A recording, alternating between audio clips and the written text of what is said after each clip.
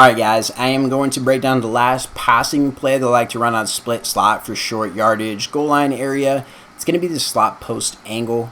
And same thing here, you want your tight end on that inside slot. I'm not changing that for anything. That's going to be pretty standard for me. You can keep, like I said, the tight end on the outside if you'd like. I'll keep him here, Jordan Reed, just because I like to keep that look. I don't really need a fast guy in here. I'd rather have the height anyways, and he's pretty speedy as well. But really, you don't need to make any adjustments on this play. The one thing you could do is like curl B if you wanted to, which sometimes I'll do. You can maybe smart route him. So I'll go ahead and put that in the setups. I find that's usually my adjustment. This out route, you can really clear him out, but I just feel like worst case, you put him on a smart routed curl and he's at least viable in some instance. But I'm really never looking to throw B the ball. It's pretty much a two-man read here. It's going to be this tight end on the post and then this underneath route to the halfback on the angle. I've shown you a play already with the halfback angle on the right, so this is just attacking the other side of the formation with that. And you get a nice little mesh. Neither of these can be guarded by man, and it's really tough to stop them with zone too. So it really has to be user guarded, and your opponent's going to have to pick one. So let's see here. Easy angle route in for a touchdown. I notice he kind of gets to his spot a little bit and cuts quicker than it does on the curls play. So if you're looking for like a quick pressure release play, that would be this angle. It's right here. I'll go ahead and throw it anyways, and we just got an inaccurate pass. You can throw the mesh play or the mesh point to this angle route. But what I'm going to show you guys in this replay is with this tight end route, you don't need to smart route him. It's similar to Madden in a few years ago where you could run any post down here and they'll just run the back line and just get a high ball. Same thing here. He leaves himself much more space and he's wide open. We just get a bad pass. But also treat this defender when you're watching this cut up. This is probably going to be your opponent's user defender.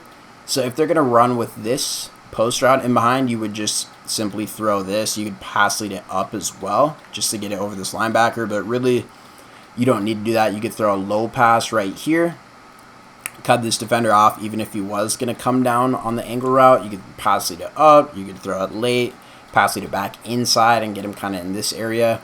It's just really tough to guard. And this, putting him on a curl here, will also take up that flat defender the same way as if they were running the out route. So right here, he's taking two defenders with him. It just even opens up this window just a little bit more. And then last but not least, you'll have this blue route, but oftentimes, like here, he gets a perfect block. And that's really all you need, but he'll also kind of release into this area, and you'll have that as a late read as well. I'll show you on the play art, no zone is going to guard this little short area. It's probably not going to get you touchdown unless he breaks some tackles, but it's a perfect way to just get a little bit closer. But I'll go ahead and run it for you a couple more times now that I've talked through the setup. Right here, you see, you don't even need to high pass that. I wouldn't. If it's man and he hasn't beat, he's just going to keep running through, especially if you have a fast guy there like Kittle. He's going to get an easy touchdown. So right there, again, the blitz is on. We just got the pass batted. But you can also, if you want to throw that out of the break, you can. But you can also throw this tight end out of the break if the window allows for it. Right here, backline, easy touchdown.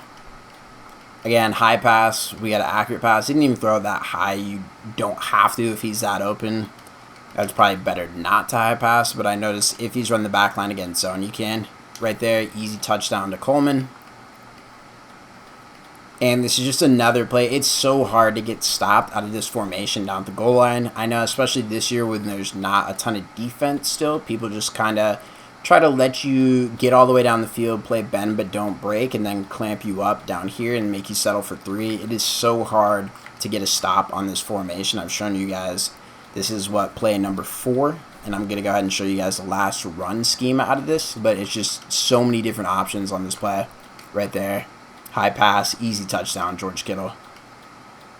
So this is slot post angle. I'll go ahead and show it to you one more time. Like I said, we don't need this B route over here. I'm really never throwing that. This comeback is perfect to just make the window a little bit better when this tight end has to run backline.